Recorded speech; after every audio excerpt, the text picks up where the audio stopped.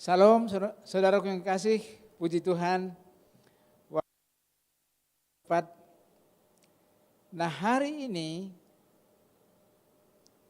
saya harus berikan kata introduction ini. Hari Minggu malam, saya karena ditugasi oleh BPD memberikan pengarahan kepada calon-calon gembala jemaat yang baru. Hari Sabtu kemarin jam 13 sampai jam 13 sampai jam 15, 2 jam. Sehingga hari Minggu yang lalu, saya pikir wah ini harus mulai kerjakan sekarang ini. Karena hari Minggu juga saya harus sampaikan firman Tuhan. Jadi saya hari Minggu malam itu mulai menyiapkan apa yang harus disampaikan kepada calon-calon gembala jemaat lokal yang baru. Apa yang mau disampaikan kepada mereka ini. Singkat cerita sang kasih jam 12 malam belum selesai tapi kira-kira alurnya sudah dapat. Jam 12 malam saya di ruang kerja di rumah. Saya sudah jam 12 malam nih. Saya mau masuk ke kamar tidur. Sebelum saya masuk ke kamar tidur, berdoa dulu deh. Jadi di ruang kerja itu saya berdoa dulu. Saya berdoa untuk Sari. Saya berdoa untuk Mbak Sari karena dia ada pergumulan. Saya berdoa. Biasanya kan kalau saya berdoa itu kan untuk bangsa dan negara dulu kan gitu. Untuk Papua dulu apalagi sekarang ini mau PON bulan depan. Baru ke kita. Kalau kita kadang-kadang malah lupa. Tapi ini langsung to the point. Berdoa khusus untuk Mas Sari. Saudara tahu nggak jawaban Tuhan apa? Minta A, jawabnya beda. Jawabnya apa coba? Minta Sari seperti dulu. Saya pikir loh, ini saya minta ini kok minta justru Sari minta seperti dulu.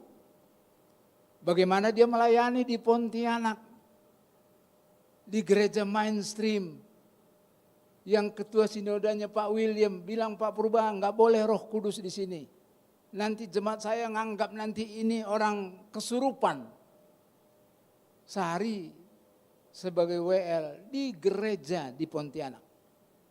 Nggak tahu bagaimana hadirat Tuhan dicurahkan jager. Pak William duduk di samping saya pindah ke belakang.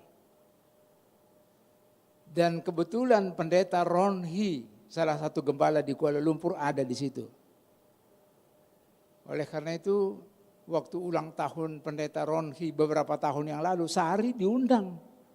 Dia kepingin hadirat Tuhan seperti itu, hadir di gereja dia. Udah berangkat kita ke Kuala Lumpur. Dahsyat. Pernah saya sama Pak Kiki, sama Frankie melayani GPD di Brastagi. Puji-pujian luar biasa. Nah selesai, biasanya pembicara sama tamu itu suruh baris di luar, setiap jemaat keluar suruh salaman. Tahu saudara, orang kalau diberkati itu semua kasih amplop. Bukan kasih amplop ke Frankie, nggak kasih amplop ke saya sebagai pembawa firman Tuhan. Bukan amplop kepada Pak Kiki. Tadi amplop itu diberikan kepada Mbak Sari. Dan Sari nggak ngerti, Pak apa ini? Nggak tahu dia. Kenapa? Karena mereka itu sangat diberkati. Waktu saya berdoa hari Minggu malam jam 12 itu suruh dia seperti itu. Tahu saudara pagi-pagi saya tahu waktu kami mesbah pagi keluarga. Dia cerita jam 12 malam itu, tadi malam dia cerita, dia dilawat Tuhan luar biasa. Dan saya Pak, kayak on fire, kayak menyala-nyala, kayak waduh dia dilawat Tuhan jam yang sama. Roh yang sama ke saya pada jam yang sama di tempat yang berbeda. Sama. Kembali ke yang dulu. Nah saya pikir, padahal saya sudah ada niatan, ada 2 judul saya sudah siapkan di dalam doa, yang mana ini? Oleh karena itu hari ini saya kasih temanya, karena dia bilang, Pak, aku selama ini ke gereja sih ke gereja, nyanyi sih nyanyi, tapi nggak kerasa apa-apa itu, Pak, gitu. Tapi mulai kami hari Senin pagi, mesbah pagi, mesbah sore, dia pimpin puji-pujian, udah beda, quite different. Setiap pujian yang dinaikkan, mendatangkan damai sejahtera. Kita nangis. Yang sudah lama kita nikmati, kita mulai nikmati. Setiap dia nyanyikan satu lagu, kita sangat diberkati. Nah, oleh karena itu, mari saudara berdoa. Biar Tuhan singkapkan ini kepada kita, kepada jemaat di tempat ini. Temanya, ingatlah betapa dalamnya engkau telah jatuh. Mari kita baca Wahyu 2 ayat 1 sampai 7. Kalau nggak salah 3-4 tahun yang lalu pernah kasih mula-mula saya sampaikan. Tapi hari ini dengan angel yang berbeda, dengan sudut pandang yang berbeda. Mari kita baca ayat pertama. Tuliskanlah kepada malaikat jemaat di Efesus. Inilah firman dari Dia yang memegang 7 bintang itu di tangan kanannya dan berjalan di antara 7 kaki dian emas itu. Ayat 2, aku tahu segala pekerjaanmu, baik jerih payahmu maupun ketekunanmu. Aku tahu bahwa engkau tidak dapat sabar terhadap orang-orang jahat, bahwa engkau telah mencobai mereka yang menyebut dirinya rasul, tetapi yang sebenarnya tidak demikian, bahwa engkau telah mendapati mereka pendusta. Ketiga, dan engkau tetap sabar dan menderita oleh karena namaku, dan engkau tidak mengenal lelah. Namun demikian aku mencela engkau, karena engkau telah meninggalkan kasihmu yang semula. Sebab itu, ingatlah betapa dalamnya engkau telah jatuh. Saya kasih warna hitam. Mana ayat 4 tuh? Nah, ini orang multimedia harus ngikutin nih. Ya. Saya kasih warna hitam. Ingatlah betapa dalamnya engkau telah jatuh. Bertobatlah dan lakukan lagi apa yang semula engkau lakukan. Jika tidak demikian, aku akan datang kepadamu dan aku akan mengambil kaki dianmu dari tempatnya jikalau engkau tidak bertobat. Ayat 6. Tetapi ini yang ada padamu, yaitu engkau membenci segala perbuatan pengikut-pengikut Nikolaus yang juga kubenci. Ayat 7. Siapa bertelinga, hendaklah ia mendengarkan apa yang dikatakan Roh kepada jemaat-jemaat. Barang siapa menang, dia akan kuberi makan dari pohon kehidupan yang ada di taman Firdaus Allah. Katakan amin. Saudaraku yang dikasih tadi, yang warna hitam tadi, ingatlah betapa dalamnya engkau telah jatuh. Saudaraku yang kasih, predikat hamba Tuhan, predikat jemaat yang telah jatuh itu enggak enak. Itu benar-benar enggak enak. Itu benar-benar menakutkan. Tapi saudara, saya mau kasih tahu kepada saudara, di benakmu, di benakku, di benak kebanyakan orang. Orang selalu mengkaitkan, hamba Tuhan jatuh. Selalu konotasinya ini tentang dosa seks ini. Ini dosa seksual di sini.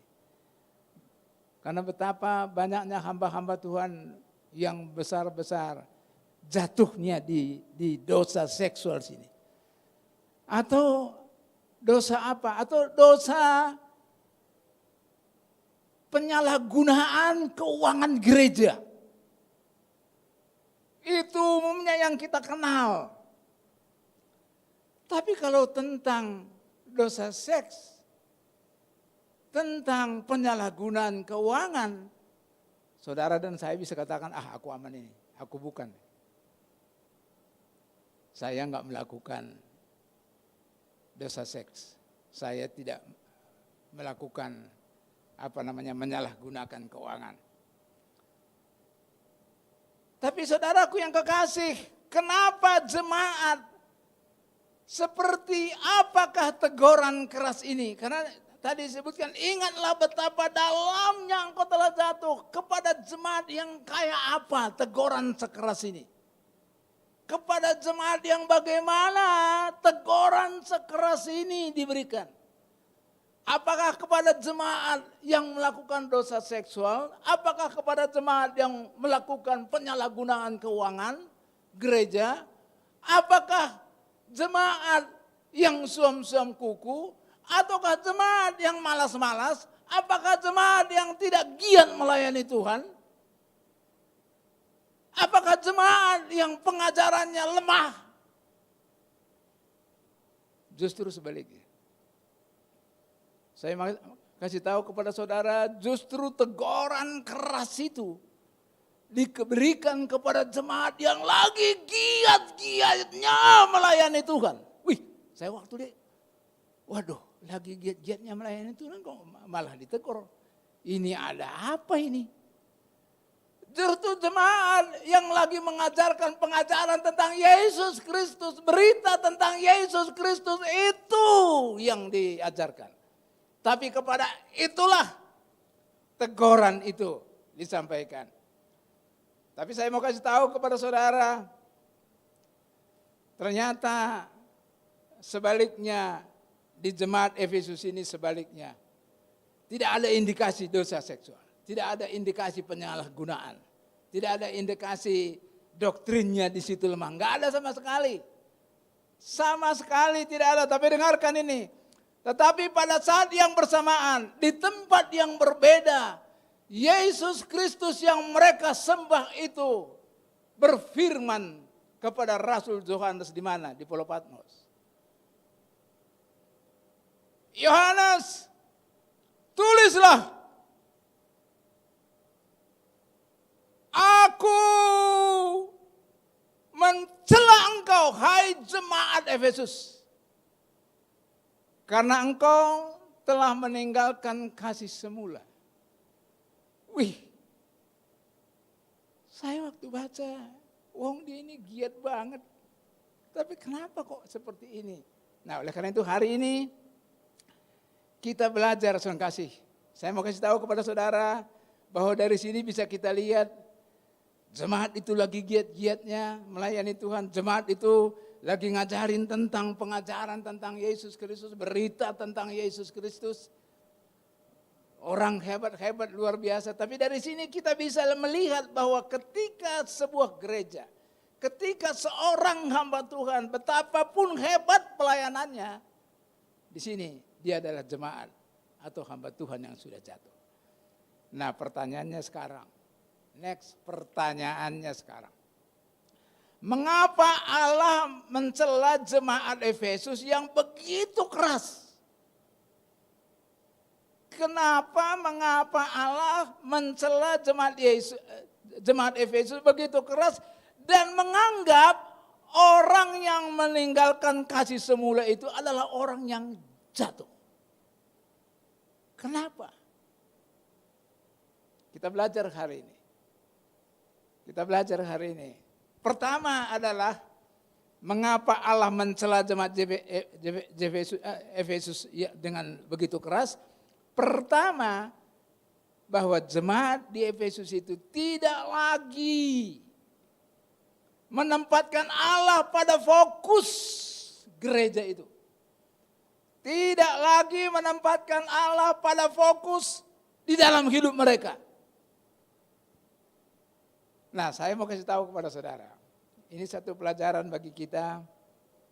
Saya mau beritahu kepada saudara di dalam jemaat Efesus itu. Pernah ada di situ teolog yang sangat handal, teolog yang keren, teolog yang luar biasa. Siapa itu? Paulus. Paulus pernah di sini melayani. Dan ada di sana pengkhotbah yang karunia khotbahnya melebihi Paulus. Siapa? Apolos. Wih, keren jemaat ini. Dan pernah ada di situ rasul yang sangat bijaksana yang luar biasa. Siapa itu? Rasul Yohanes. Belum dilengkapi, ada lagi Timotius di situ, Aquila ada di situ, Priscilla di situ. Ini tim yang luar biasa.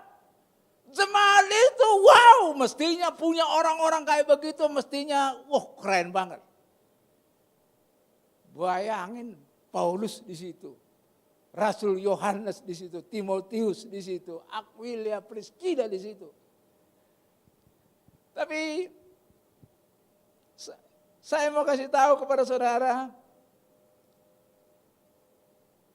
setelah 40 tahun kemudian, ketika Rasul Paulus sudah tidak ada lagi di situ. Ketika Rasul Yohanes sudah dibuang ke Pulau Patmos. Ketika Apolos juga sudah tidak ada lagi di situ. Ketika Timotius, Aquila sama Priscilla sudah mengembara, menginjil ke tempat yang lain. Ada sisa apa di sana? Yang tersisa di jemaat Efesus itu apa? Saudara kasih, jemaat itu masih memiliki doktrin pengajaran yang sangat kuat. Bahkan jemaat itu bisa mendeteksi rasul-rasul yang sesat. Bisa mendeteksi pengajaran-pengajaran pengikut-pengikut Nikolaus. Mereka bisa deteksi itu. Masih keren, saya kasih. Kalau begitu apa penyebabnya mereka jatuh? Sini, next, coba saya tampilkan. Pengetahuan dan pengenalan akan Yesus semakin bertambah. Dengarkan, saudara, pasang telinga dengan baik-baik. Dan nanti jangan salah mengerti. Minta Roh Kudus memampukan saudara untuk menangkap pesan ini. Pengetahuan dan pengenalan akan Yesus ternyata tidak mampu menghangatkan hati jemaat di Efesus. Pengetahuan akan Allah dan banyaknya pelayanan mereka akan Allah membuat hati mereka semakin dingin kepada Allah. Seharusnya berbanding lurus, men. Semakin saudara, pengetahuan saudara tentang Allah semakin banyak. Di otak saudara semakin banyak tentang pengetahuan tentang Allah. Semakin banyak pelayanan-pelayanan yang saudara lakukan. Semestinya saudara semakin berkobar-kobar, semakin on fire. Semestinya begitu, tapi ini kebalikannya. Ironis ya.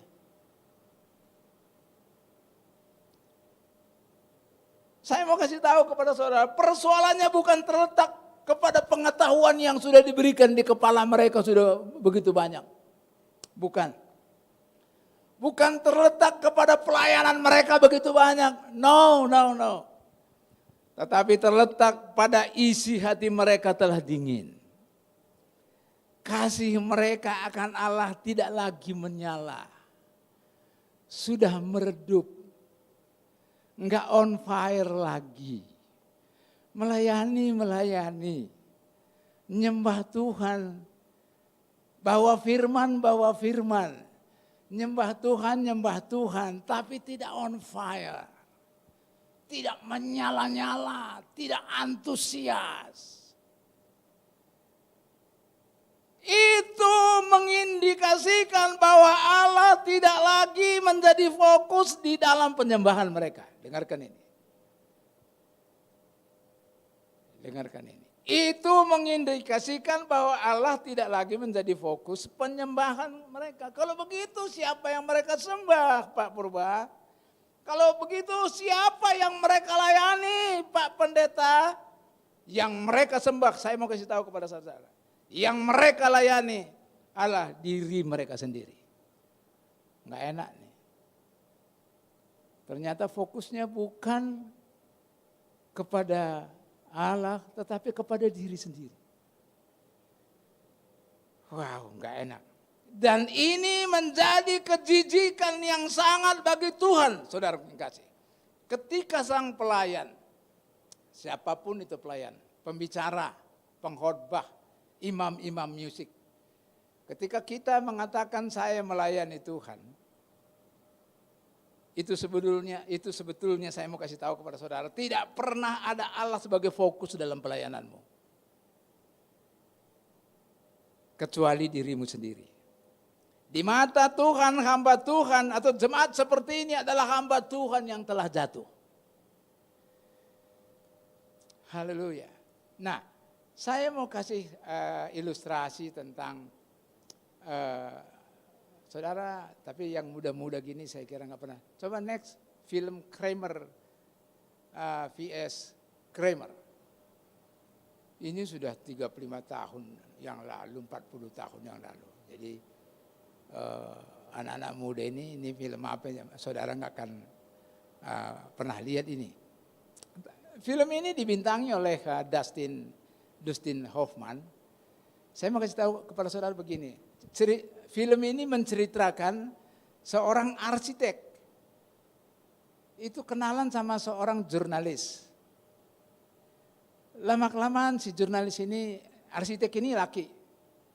Jurnalis ini si cewek, si perempuan. Si cewek ini menaruh hati dan mau nikah sama arsitek ini. Karena dia lihat si arsitek ini orangnya, kalau bahasa Jawa bilang nuani, ya kebapaan, ya perhatian.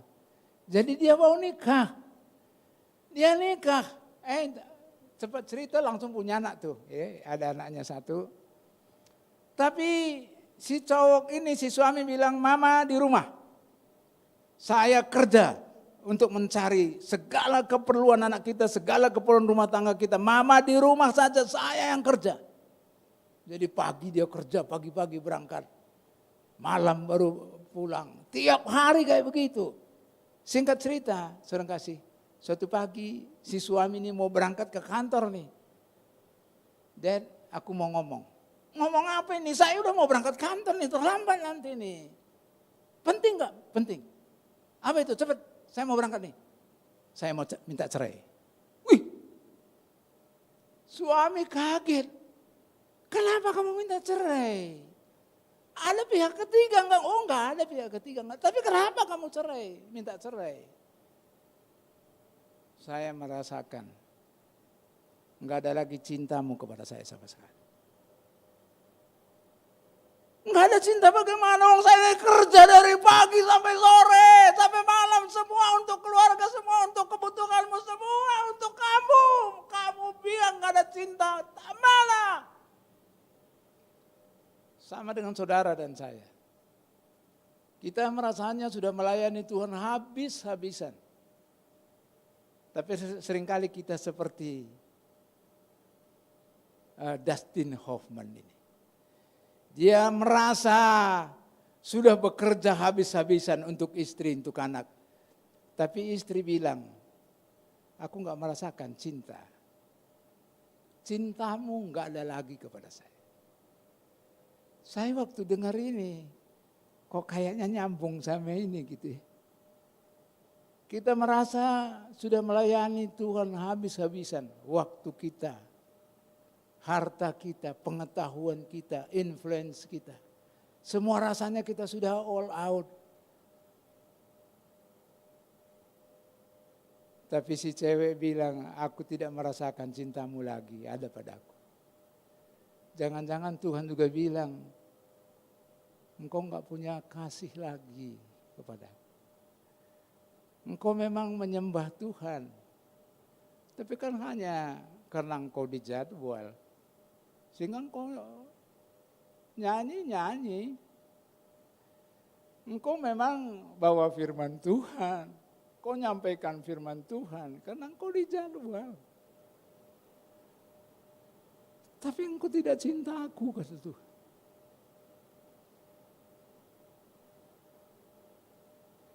Renungkan ini. Perhatikan. Saya mau sampaikan kepada saudara. Segala sesuatu yang kita tempatkan di tengah-tengah hati kita ini. Segala sesuatu yang kita tempatkan di hatimu, di hatiku ini. Apa itu diri kita sendiri, apa itu pelayanan, apa itu keahlian, apa itu kehebatan. Itu di sini bagi Tuhan itu berhala. Bagi Tuhan itu penyembahan berhala. Saya masih enggak, kita kan pikiran kita berhala itu batu. Ya, pohon besar. Di dunia modern ini ada berhala-berhala di dunia modern. Itu dirimu sendiri, diriku sendiri, aku. Kehebatanmu sendiri, keahlianmu sendiri. Itu berhala dan itu kejijikan bagi Tuhan. Sekarang perhatikan. Perhatikan, mestinya langsung muncul, perhatikan sini, langsung muncul sini, perhatikan. Jadi multimedia harus ngikutin, perhatikan, cek, keluar perhatikan. Pertanyaannya, benarkah masih ada di dalam hatimu kasih cinta mula-mula itu? Dengarkan. Benarkah cinta masih adakah? Betulkah? Benarkah? Masih adakah cinta mula-mula itu di dalam hatimu sekarang? Ingat pada saat saudara pertama sekali kenal sama Yesus. Saudara kagum sama Tuhan luar biasa. Saudara mendengarkan firman Tuhan. Semangatmu berkobar-kobar. Datang ke gereja. Berapi-api, berkobar-kobar. Nyembah Tuhan. Engkau dilawan oleh Tuhan. Merasakan kasih kepada Tuhan itu luar biasa. Pagi hari ini perhatikan. Masihkah ada cinta mula-mula itu bersemi di dalam hatimu? Tanya masing-masing. Sari bilang, Pak, years, kata dia. Bertahun-tahun aku enggak merasakan lagi. Baru minggu malam itu dia rasakan lagi kembali. Dan sekarang setiap pujian yang dia naikkan, waduh benar-benar ingat saya waktu di Pontianak itu. Hadirat Tuhan dicurahkan. Sekalipun kami hanya bertiga. Saya kasih kepada saudara yang ada di ruangan ini. Kepada jemaat yang ada di Kemah Bet Shalom. Kepada jemaat yang dikasihi Tuhan yang ada di rumah. Perhatikan, betulkah cinta kasih yang semula itu masih bersemi di dalam hatimu pagi hari ini?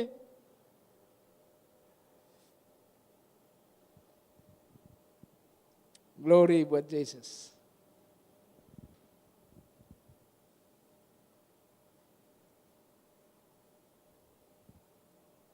Itu yang pertama saya kasih. Jadi ternyata jemaat yang di Efesus itu tidak fokus lagi kepada Tuhan. Sekarang yang kedua, mengapa kok teguran itu begitu keras kepada jemaat di Efesus? Ternyata jemaat itu tidak lagi mempunyai kepekaan terhadap suara Tuhan. Tidak lagi mempunyai kepekaan terhadap suara Tuhan. Nah, kita baca Wahyu 2 ayat 1. Tuliskanlah kepada malaikat jemaat di Efesus. Nah, saya mau kasih tahu kepada saudara gini. Saya kebetulan pernah ke Pulau Patmos. Saya pernah masuk ke John Cave. Cave itu apa? Gua tempatnya tinggal Yohanes. Disitulah Yesus berfirman kepada Yohanes. Dia kirim surat kepada jemaat di Efesus. Bayangan saya dulu kayaknya surat tidak dalam bentuk amplop, di dalam amplop, kayaknya dalam gulungan. Jadi bayangan saya ini, pada saat ini disampaikan, dengarkan, tuliskan kepada malaikat jemaat di Efesus. Malaikat ini dalam bahasa Yunani itu angelo, bahasa Inggris itu angel. Itu messenger of God. Itu bisa juga diterjemahkan kepada pemimpin-pemimpin di gereja. Bisa juga diterjemahkan tua-tua sidang. Nah, jadi saya bayangkan ini, dengarkan. Ini saya visualisasikan. Dalam hari Minggu kayak begini, setelah firman Tuhan, tua-tua sidang kasih pengumuman kepada jemaat. Jemaat di Efesus. Dia bilang begini, ini surat dari gembala kita, Yohanes dari Pulau Patmos. Tuliskanlah kepada malaikat jemaat di Efesus. Saya bayangkan ini, jemaat di sana, ini surat dari gembala kita, Papa Yohanes. Wah, ini surat dari Papa kita. Dengarkan. Waktu dilanjutkan, inilah firman dari Dia yang memegang ketujuh bintang itu di tangan kanannya. Mereka bilang, ternyata itu bukan dari Papa Yohanes. Itu dari Bapa kita, dari Tuhan kita Yesus Kristus. Bukan dari Papa Yohanes ini, dari Yesus Kristus sendiri ini. Mereka kaget, luar biasa ini. Inilah firman dari Dia yang memegang ketujuh bintang di tangan kanannya dan berjalan di antara ketujuh kaki Dian Mas itu. Itu diumumkan kepada jemaat. Jadi mereka bilang, ini ternyata bukan dari Papa Yohanes, ini dari Yesus Kristus sendiri. Ayat kedua dan ketiga saya bacakan. Aku tahu segala pekerjaanmu. Jadi mereka jemaat dengar. Aku tahu segala pekerjaanmu. Jadi Yesus itu sekalipun di Pulau Patmos, Dia tahu segala pekerjaan yang dilakukan oleh jemaat di Efesus. Baik jerih payahmu maupun ketekunanmu. Aku tahu bahwa engkau tidak dapat sabar terhadap orang-orang jahat. Bahwa engkau telah mencobai mereka yang menyebut dirinya rasul. Tetapi yang sebenarnya tidak demikian, bahwa engkau telah mendapati mereka pendusta. Dan engkau tetap sabar dan menderita oleh namaku. Dan engkau tidak mengenal lelah. Jadi mereka bisik-bisik, ini luar biasa ini. Ini Yesus Kristus memuji kita ini. Dia memuji kita. Dia tahu segala apa yang kita kerjakan. Dia puji kita. Dan memang jemaat ini patut dipuji. Bayangan di sana ada kuil Artemis. Yang salah satu 7 keajaiban dunia itu di Efesus itu. Dan itu mencengkram yang mau mencaplok gereja kecil kayak Efesus kayak begini. Ada di situ. Dan ada pembunuhan secara sistematis terhadap orang-orang Kristen ada di situ. Tapi orang jemaat di Efesus ini mereka tetap mempertahankan kebenaran firman Tuhan. Mereka tetap enggak takut, mereka tetap kepada Tuhan. Panji-panji Kristus mereka tetap acungkan ke atas. Jadi pantas mereka itu dapat penghargaan. Pantas jemaat itu dipuji, tidak salah. Tapi ayat keempat saya kasih. Ini yang saya ayat keempat. Namun aku mencela engkau. Saya mau kasih tahu kepada saudara. Mencela itu di dalam bahasa Yunani bisa juga diartikan melawan. Jadi Hai jemaat Efesus, aku melawan engkau. Wih, bukankah Yesus itu pernah berkata, aku akan mengirimkan kepada engkau penolong yang lain. Tapi ini sekarang kok posisi Yesus Kristus itu udah sama dengan Dewi Artemis yang mau menghancurkan jemaat.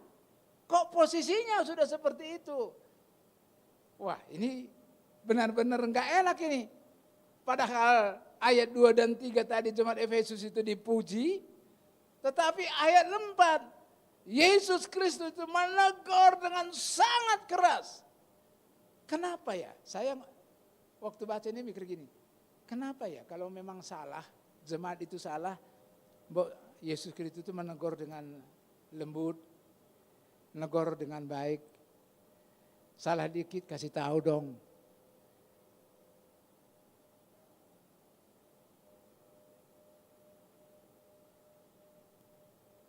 Ada kesalahannya langsung ditegur. Tapi kenapa kok aku mencela engkau, aku melawan engkau. Kesimpulannya saya mau kasih tahu kepada saudara. Bukan Roh Kudus tidak pernah menegur mereka. Tetapi mereka tidak lagi peka akan suara Tuhan. Apa sebabnya Song kasih? Saya mau kasih tahu kepada saudara. Kenapa enggak peka? Ketika kasih yang semula itu meninggalkan diri seorang hamba Tuhan. Ketika kasih yang semula itu meninggalkan jemaat. Maka hamba Tuhan itu, maka jemaat itu tidak lagi peka terhadap suara Tuhan. Saudara yang dikasihi Tuhan. Salah satu hal yang terjadi ketika kasih orang Kristen terhadap Allah melemah. Berkurang, meredup, maka mereka tidak lagi menikmati kehadiran Allah. Atau tidak lagi rindu berpikir tentang Allah. Walaupun orang itu masih melayani, walaupun orang itu masih menyampaikan firman Tuhan. Dengarkan ini baik-baik. Jadi kalau saudara melayani, tapi enggak merasakan lagi hadirat Tuhan. Saudara enggak merasakan lagi kayaknya biasa-biasa saja. Artinya kasih yang semula itu sudah meninggalkan saudara. Perhatikan baik-baik. Saudara melayani, pulang, enggak terasa apa-apa. Enggak menikmati kehadiran Tuhan. Artinya saudara, kasih yang semula itu, sudah meninggalkan saudara. Nah, ketika kasih itu telah meredup, ketika kasih itu sudah dingin, ketika kasih itu sudah enggak ada lagi, ketika kasih itu tidak on fire lagi, orang seperti itu kata firman Tuhan tidak akan menikmati hadirat Tuhan. Wow, saya mau cerita kepada saudara tentang sesuatu di kampung saya di Samura. Pak Stephen itu pernah ke sana. Di kampung saya itu ada seorang ibu, kalau ada orang meninggal, dia itu bisa kasih uro-uro itu apa? Dia nangis. Kita kalau dengar dari jauh, kita juga menitikkan air mata. Enggak tahu dia punya talenta untuk, waduh kayaknya dia dekat sekali dengan almarhum itu. Jadi dia panggil namanya dengan suara yang menggetarkan. Wih, tapi suatu saat di sebelah saya cerita, kamu jangan keluar air mata. Kenapa? Itu memang kerjanya begitu. Kenapa? Nah, suatu saat saya lihat sendiri. Waktu barusan dia nangis kayak begini, bercerita kayak begini. Terus ada di sampingnya ngajak ngomong. Loh, barusan nangis kok sekarang gak ngomong gitu. Saya mau kasih tahu kepada saudara, mungkin ketawa. Satu kebenaran saya mau sampaikan kepada saudara. Orang ibu kayak seperti ini, kita sebut apa ini? Peratap, apa kayak seperti ini. Tidak akan pernah ada hubungan ininya dengan si almarhum. Jadi banyak orang melayani Tuhan. WL, singers, pembicara. Dia berbicara tentang Tuhan. Dia menyanyikan puji-pujian tentang Yesus Kristus. Tapi dia nggak ada hubungan sama sekali dengan Tuhan. Bisa? Banyak. Banyak. Nah, saudaraku yang kasih, ini memang nggak enak. Tapi saudara yang dikasih Tuhan, saya mau kasih tahu kepada saudara, kejatuhan bukan soal seks belaka. Kejatuhan hamba Tuhan, kejatuhan anak Tuhan, kejatuhan jemaat tidak semata-mata dari dosa seksual. Tidak semata-mata menyalahkan penggunaan uang. Tidak. Tapi pada saat saudara kehilangan kasih yang semula, itu saudara sudah jatuh. Nah, saya mau kasih satu ilustrasi lagi tentang Edmund Burke. Bisa ditampilkan Edmund Burke, sehingga saudara nanti bisa ngeh. Edmund Burke ini sekarang sih belakangan dia udah jadi warga negara Inggris, tapi sebenarnya dia negarawan Irlandia, abad ke-18.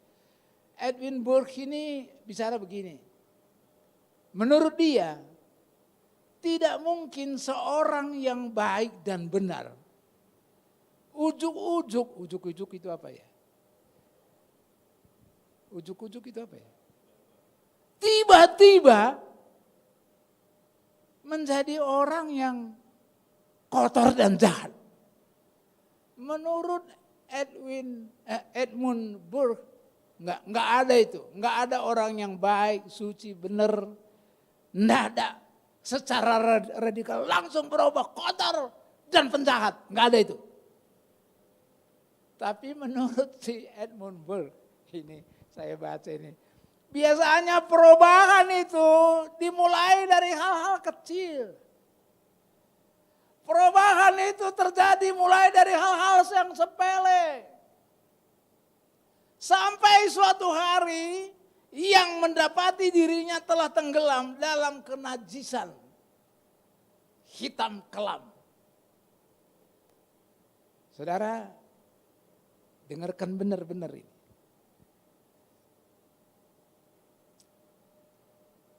Jadi jarang sekali seorang yang baik dan benar itu tiba-tiba mendadak langsung jadi orang kotor dan pejahat, enggak ada. Pasti dengan berangsur-angsur, pelan-pelan. Saya kira itulah yang terjadi di jemaat di Efesus ini. Perubahan meninggalkan kasih yang semula itu tidak berlangsung drastis, tetapi perlahan-lahan.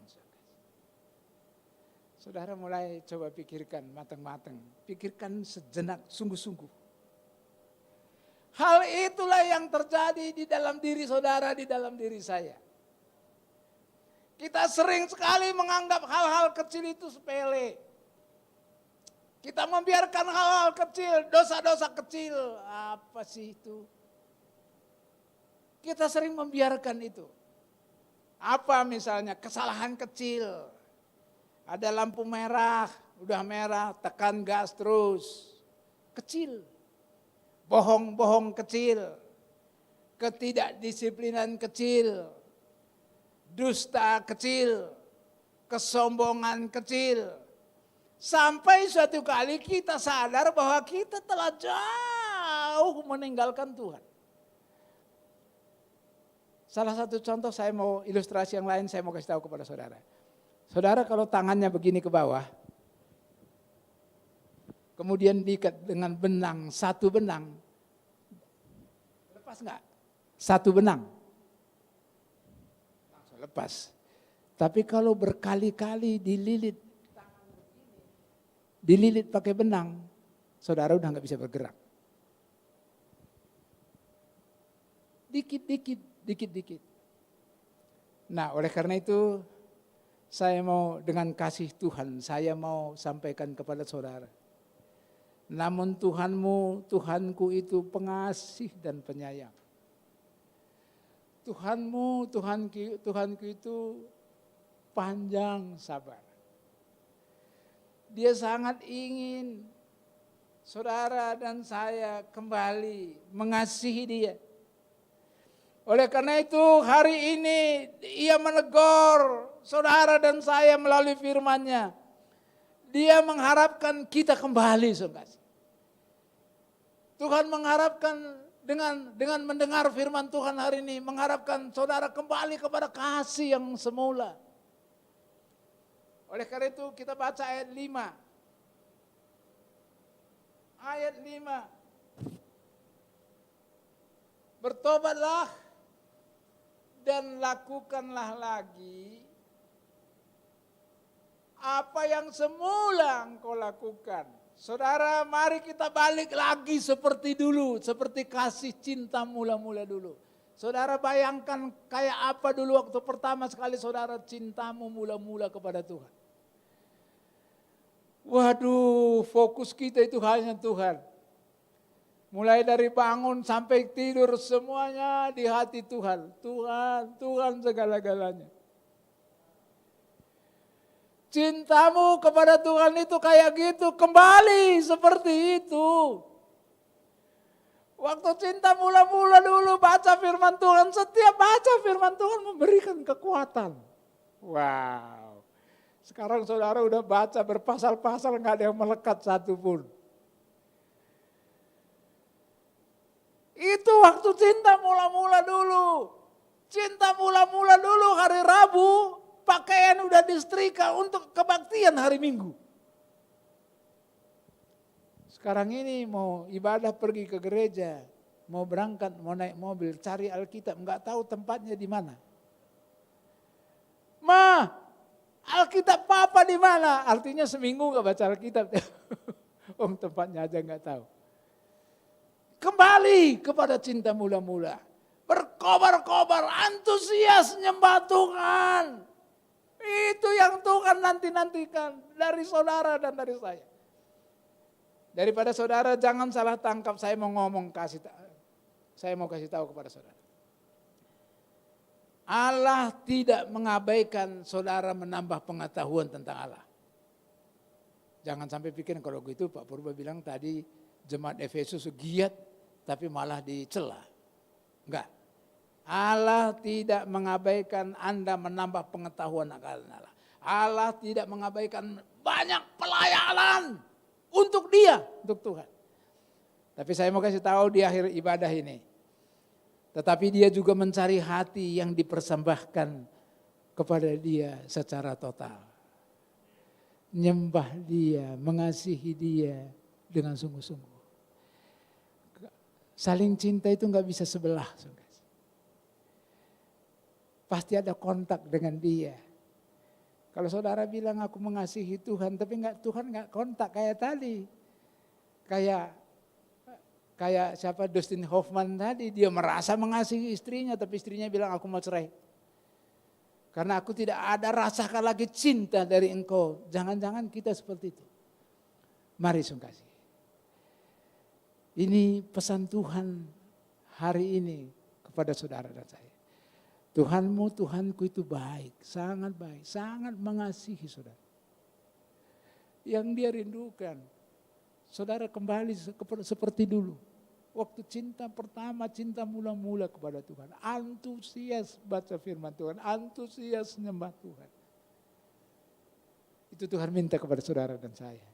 Nah kalau itu, waktu saya malam minggu, malam jam 12 itu, ini dulu dilakukan. Maka yang lain-lainnya Tuhan akan tambahkan. Saya benar-benar bergairah. Ternyata di jam yang sama di lantai 2 di kamarnya Mbak Sari, dia dilawat oleh Tuhan. Dan dia bilang waktu mesbah keluarga di pagi hari, dia bilang, Pak aku benar-benar, istilahnya dia totally repaint.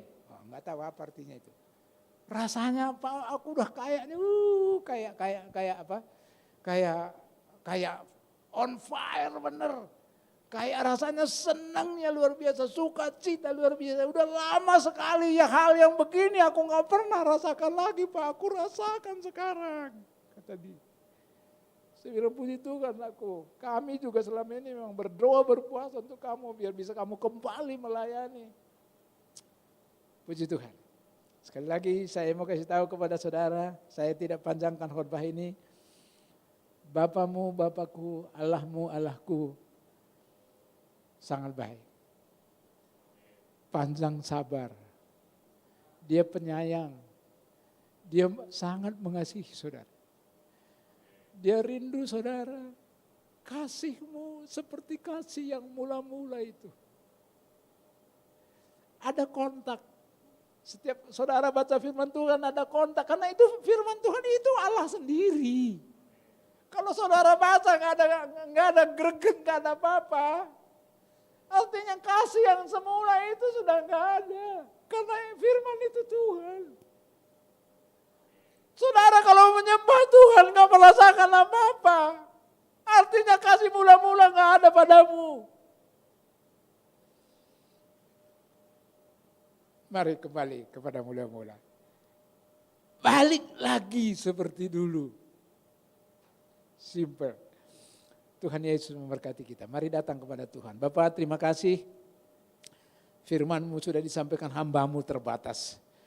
Tapi Roh Kudus jamah setiap kami. Biar kami semua kembali kepada cinta yang mula-mula. Yang pada saat kami pertama kenal Engkau, mengasihi Engkau, mencintai Engkau. Berkobar-kobar, semangat menyala-nyala. Antusias nyembah Tuhan, antusias baca firman Tuhan. Antusias mengasihi sesama. Bapak, ini kerinduan kami. Tolong Roh Kudus mampukan siapapun yang mendengarkan firman Tuhan hari ini. Karena hanya firman-Mu lah yang bisa merubah hati manusia. Terima kasih Tuhan, berkati semua kami yang sudah mendengarkan firman Tuhan. Dan hamba-Mu berdoa bagi bangsa dan negara Indonesia. Bapak, bulan Oktober awal ada PON ke-22 di Papua. Kemarin sudah dikirimkan 1.500 TNI Polri. Bahkan Densus 88 dikirim ke sana. Tuhan berikan roh dan hikmat kepada semua aparat ini. Sehingga mereka bisa mendeteksi earlier, lebih awal. Dan kami berdoa kepada oknum siapapun itu yang mau melakukan kegaduhan selama PON. Sebelum, selama dan sesudah PON. Selama dari 33 atau 34 atlet dari 34 provinsi ada di sana. Pagari mereka dengan darah Kristus, lindungi mereka. Tidak terjadi apa-apa dalam nama Yesus. Terima kasih Bapak, terima kasih, berkati jemaat yang Tuhan percayakan di tempat ini. Kembalikan Bapak kasih mula-mula, berikan kekuatan kepada kami. Berikan roh yang sama, spirit yang sama, kasih mula-mula itu berkobar-kobar kembali. Di setiap jemaat yang Kau percayakan di tempat ini, maka yang lain-lainnya Tuhan pasti tolong. Terima kasih Bapak, terima kasih Yesus. Tidak ada yang tidak diberkati, tapi semua diberkati oleh Tuhan. Terima kasih Yesus, terima kasih Tuhan, terima kasih. Sekarang saudara kasih angkat kedua belah tanganmu. Terima berkat dari Tuhan. Tuhan memberkati tangan-tangan yang terangkat saat ini.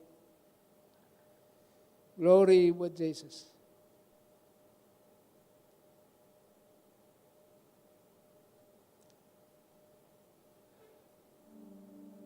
Tuhan rindu saudara dan saya memiliki spirit, memiliki kembali cinta yang semula, berkobar kembali dalam hatimu. Maka engkau akan terlihat beda. Sukacitamu akan menyala-nyala. Kalau orang sukacita, itu obat sukacita. Sukacitamu menyala-nyala. Wow, engkau bahagia pasti. Terima. Dengan kerinduan yang sangat minta kepada Tuhan. Dengan rendah hati, biar cinta mula-mula itu berkobar, on fire kembali dalam hidup. Maka segala yang kau lakukan itu semua berpusat kepada Tuhan. Itu semua fokus kepada Tuhan. Tuhan saja, Tuhan saja, Tuhan saja. Firman Tuhan katakan, kalau saudara dan saya mengutamakan Tuhan, kalau hatimu terus fokus kepada Tuhan, semua untuk Tuhan, maka yang lain-lainnya, apapun itu yang lain-lainnya, Tuhan akan tampakkan kepada saudara. Terima kasih Tuhan, terima kasih. Berkati semua yang sudah mendengarkan firman Tuhan, berkati tangan-tangan yang terangkat, berkati usaha mereka ke depan, keluarga mereka ke depan, masa depan mereka ke depan. Di dalam nama Yesus, kita yang sudah diberkati Tuhan dengan iman berteriak, sama-sama katakan amin, amin, amin. Hanya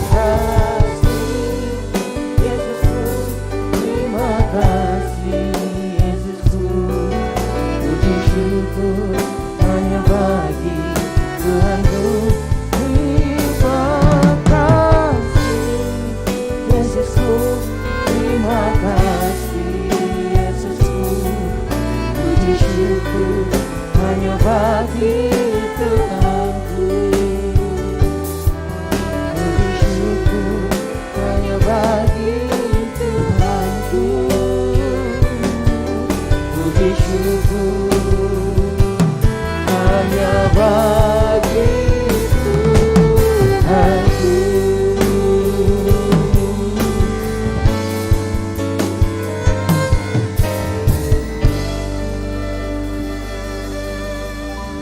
Selamat hari Minggu, Tuhan Yesus memberkati.